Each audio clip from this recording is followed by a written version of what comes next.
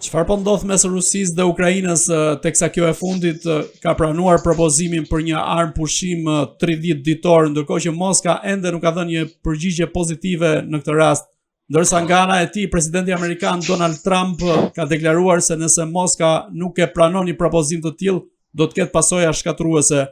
Për çfarë pasojash shkatruese flitet në këtë rast? Po nëse i referuemi tash ende, është ajo si statju ende nuk kemi mediumi Reuters pak më herët shkruante që Moska ka përgatitur një listë të kërkesave të saj se si do të ishte akceptueshme për të propozimi për armëpushim, po ende nuk ka asgjë publike se çka konkretisht përmbajnë ajo listën e kritereve dhe kërkesave të Moskës. Ukraina e pranoi edhe në një farë mënyrë topin tashmë e zhvendosi tek Moska, arriti të rehabilitojë marrëdhëniet e tensionuara pas asaj që kishte ndodhur në zyrën ovale, që ishte një situatë pa precedent kur parametrave globale një konflikt i tillë që ndodhi ndërmjet presidentit Trump, vicepresidentit Vance dhe kryetarit të Ukrainës Zelenski. Në këtë mënyrë Ukraina arriti që ta rifitojë të rifitoj përsëri ndihmat ushtarake amerikane, që ato të mos bllokohen dhe të njëjtën kohë ndarjen e informacioneve të sigurisë. Se çfarë qëndrimi do të merr Moska mbetet të shihet, cilat janë kalkulimet e presidentit Putin. Tash është normale,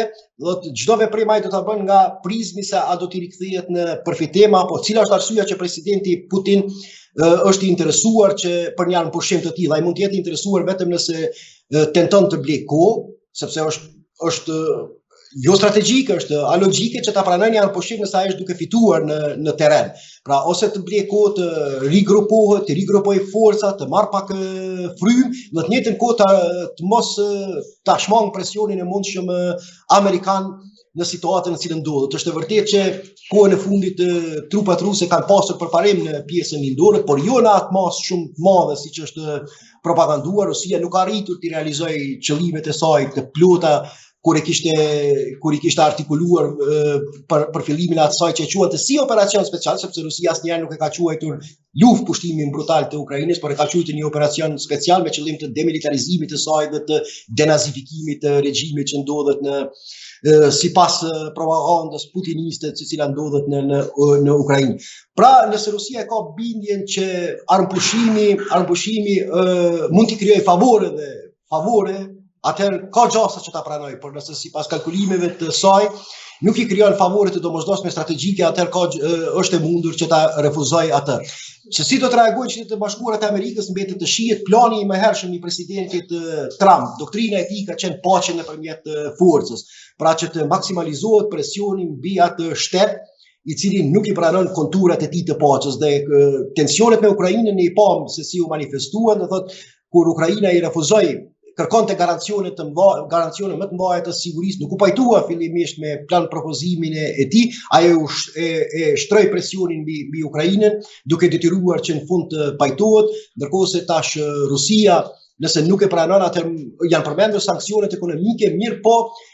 vetë i dërguar i tij generali amerikan në pension, vetë i dërguar i tij për konfliktin Ukrainë-Rusi kishte paralajmëruar edhe një furnizim shumë më të madh me armatim të Ukrainës në mënyrë që të shtohet presioni mbi Moskën. Nuk janë të rastishme, edhe këto 2 ditë e fundit e kemi parë që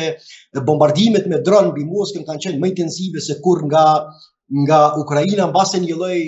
paralajmërimi që nëse nuk do të pranohet paqja, atëherë do të mund të intensifikohen sulmet e tilla me asistencën amerikane. Pra, unë shoh një lloj furnizimi më të madh me armatim të Ukrainës, ndihmë dhe asistencë më të madhe në mënyrë që të shtohet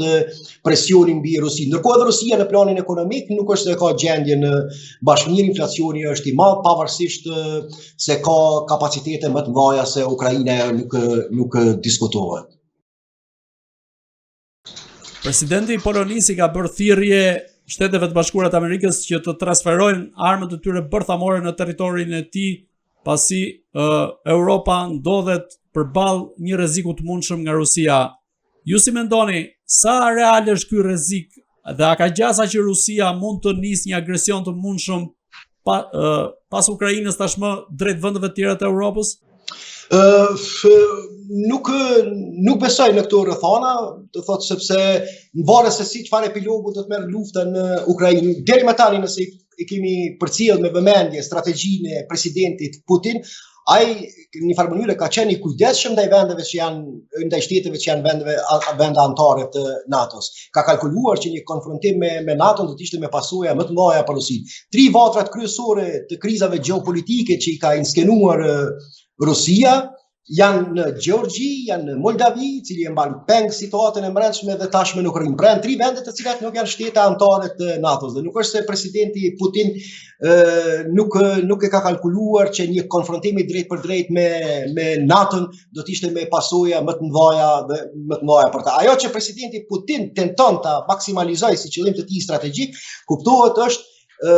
përpjekja që të hyjë në negociata të drejt për drejta me presidentin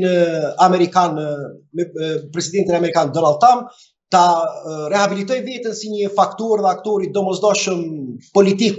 si një geopolitik dhe të tentoj që sa më shumë ta dëmtoj aleancën veriatlantike, ta zbej unitetin transatlantik dhe të përdor metoda të ndryshme hibride në elektoratin evropian në mënyrë që të shtohen sentimentet pro-ruse dhe të rritet gjithnjë më tepër zhgënjimi me luftën e Ukrainës. Pra në disa fronte që e përdor, por jo konfrontim të drejt për drejt ushtarak. Kryeministri polak Donald Tusk i ka bërë thirrje presidentit turk Recep Tayyip Erdogan në një vizitë në Ankara që ai të marrë rolin kryesor në stabilitetin e rajonit kryesisht, por edhe të Europës deri diku. Tashmë lim pyetje natyrshëm, a është Turqia një aktor shumë i rëndësishëm për stabilitetin e Europës, por edhe për rajonin e Ballkanit në këtë rast? Po Turqia është prezente tash 2 faktorë por i kthehen skenë në kontinentin evropian në një farë mënyrë. Është truar nevoja 2 faktorëve. Në njërin anë pas Brexitit kemi involvimin gjithnjë më të madh të Britanisë, jo rikthim në Bashkimin Evropian, të kuptohemi, por në arkitekturën në sa i përket kontributit të saj në mirëmbajtjen e arkitekturës së sigurisë evropiane dhe është truar nevoja po ashtu që edhe Turqia të ketë një rol më aktiv në këtë drejtim. Po ne gjithë e dimë janë dhëna zyrtare, Republika e Turqisë ka kapacitete të jashtëzakonshme ushtarake, e konsiderohet njëra prej ushtrive më të rëndësishme në NATO, së bashku me ato të Shteteve të Bashkuara të Amerikës dhe të Britanisë, madje në fillim të luftës në Ukrainë, ne kemi qenë dëshmitar, ishin dronët e prodhuar nga Republika e Turqisë, të cilët i ndihmuan në mas të madhe ushtrisë ukraine për ta ndalur invazionin rus. Kështu që në këtë drejtim nuk ka diskutim që Republika e Turqisë mund të japë një kontribut të rëndësishëm në garantimin e paqes dhe sigurisë evropiane dhe mbase mund të jetë një lloj kjo çështje, kjo thirrje mund të jetë një përkujtim për gabimet që kanë bërë edhe vetë BE-ja në raport me mënyrën se si i ka trajtuar procesin e antarësimit të Turqisë në Bashkimin Evropian. E ka përjashtuar politikisht, por nëse jo formalisht, sepse negociatet janë të hapura, mirë po është truar si nevojë. Mirë po në aspektin ushtarak është po shihet gjithnjë i domosdoshëm kontributi i saj.